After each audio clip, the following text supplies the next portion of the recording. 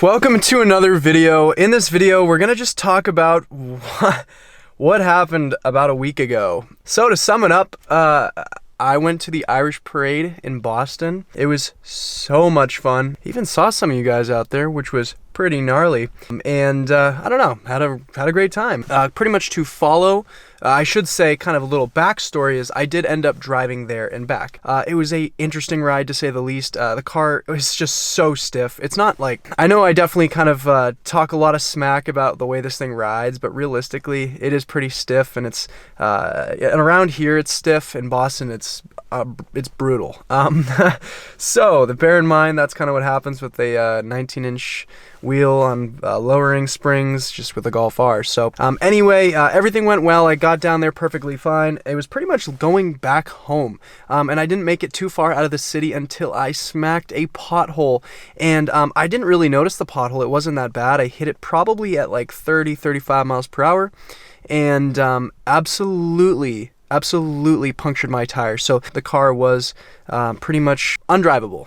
I drove on a flat tire for about a mile, give or take. Maybe, actually, I would say half a mile. I found an open parking spot that was probably not a legal parking spot. Pulled over, kind of took a look at the tire. It was really hard to see kind of where the air was escaping. I had no idea, but the tire was pretty much flat. Deflated in 20 seconds, I would say, give or take. That's just kind of it with the Pretorias, guys. So I was running DWS Extreme Contacts, which is a really good all-season tire.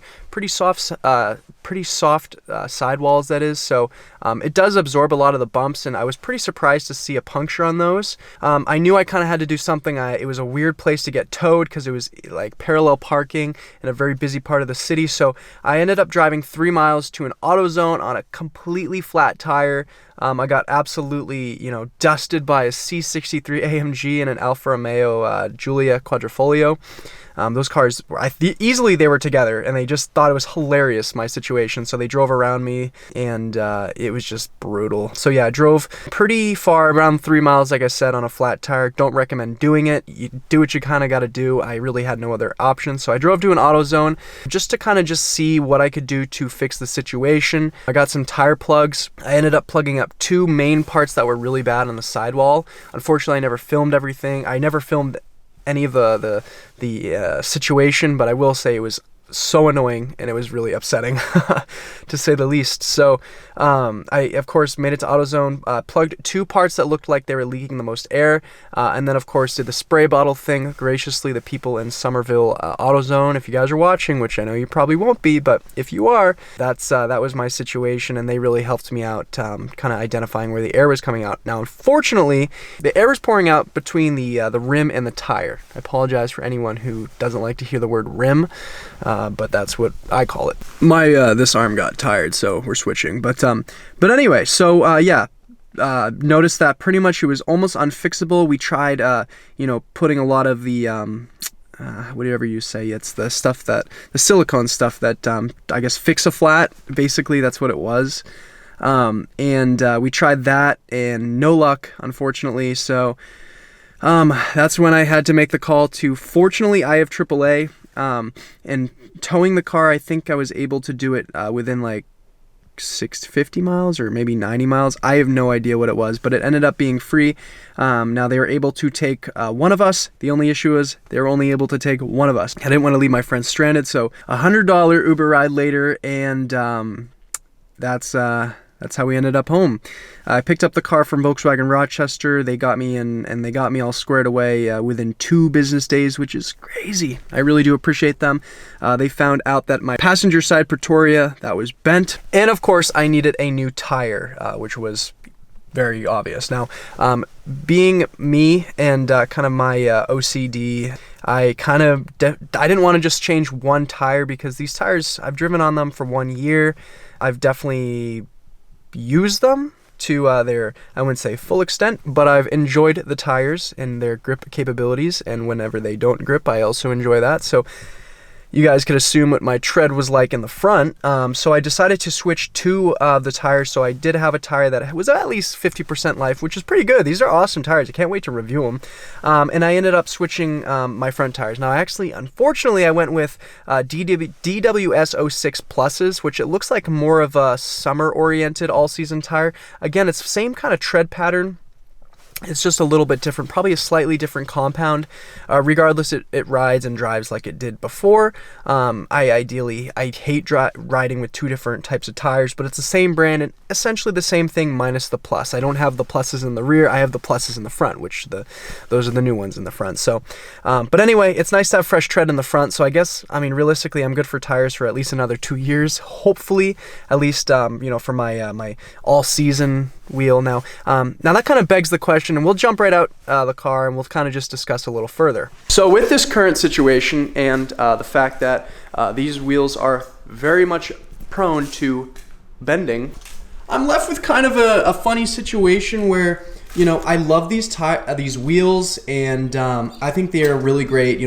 They weigh nothing. Of course, as you guys can see, I know you guys are going to point it out, but yes, we've had a little bit of an issue with my badge skins. I will probably end up replacing that soon. So I probably will end up going with a different wheel for probably some of my summer driving. Now that sounds kind of crazy. A lot of the potholes, a lot of the damage that you're going to do to your wheels, I would say is kind of your winter time, right? So it's kind of a weird situation where, I really do like these Pretorias, but I want something with some good negative offset. Nothing too aggressive, but I want something to be a little bit more flush because I'm one of those people who refuses to run spacers. I know I don't necessarily need it that bad in the front, but in the rear, as you guys can kind of see, kind of could benefit from some spacing out, of course, without, of course, spacers. But anyway, so that's kind of something that's been on my mind, and I'm kind of thinking about. So swapping out my wheels now. Something that's really been on my mind as far as options to go with, we can go APR. I really like the APR wheels a lot. I think they have the right angles.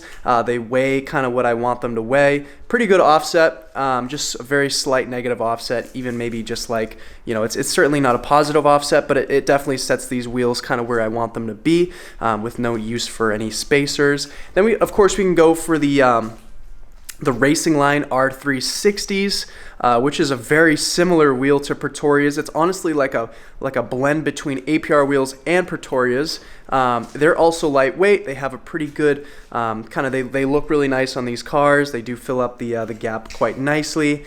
It does seem kind of crazy after all the money that I spent just getting this thing back on the road. And if you guys were wondering, it was around $185 to straighten the wheel. I've had no death wobble or anything like that of that matter. The thing drives like it pretty much did before, which is quite nice. And for the tires, there's around $600, and then of course for the wheel, $185 as I mentioned before. So kind of a costly situation, of course, with the $100 Uber and around the $50 of AutoZone, kind of just tampering and testing to see what was going to get me back on the road. It was a very expensive situation, so that's kind of why I'm just thinking of maybe getting a different wheel, something a little bit stronger. So if you guys have any experience with APR wheels or any Racing Line wheel experience, definitely let me know. I know they're not probably known for their wheels, let's just say that, but I'm looking for something that's a little bit stronger than the Pretorias, something that's also lightweight. So ideally we're talking forged. So and I'm not looking for anything stancy. I want to keep this thing nice and performance oriented. So again, any recommendations, I'm certainly open to hearing what you guys have to say, and any suggestions are always welcomed. So without further ado, hopefully you guys enjoyed this rant. It's certainly something to pay attention to if this ever happens to you, because Pretorias, they are lightweight and they're prone to bending. I know some person who had all of their Pretorias bent, and they really didn't know until, of course, bringing it into Volkswagen and having them checked out. Now, I will say, fortunately, my other Pretorias are in good shape, but it's not uncommon for these things to bend. So it's just something to keep in mind for you guys who have Pretorias. Certainly if you live in a really bad area, I would probably recommend to not run a Pretoria. I hate to say it, they're great looking wheels, but they can bend. So I'm surprised that it took this long to bend them. I've hit some pretty aggressive potholes, and the one in Boston was, of course, an aggressive pothole, but definitely something to keep in mind. So I'm gonna end it there. I do appreciate you guys for watching and supporting me, and definitely leave a like and subscribe. It definitely helps certainly make back the money on these unfortunate situations. But I'm gonna leave it there. Thank you guys again for watching, and I'll catch you guys in the next one.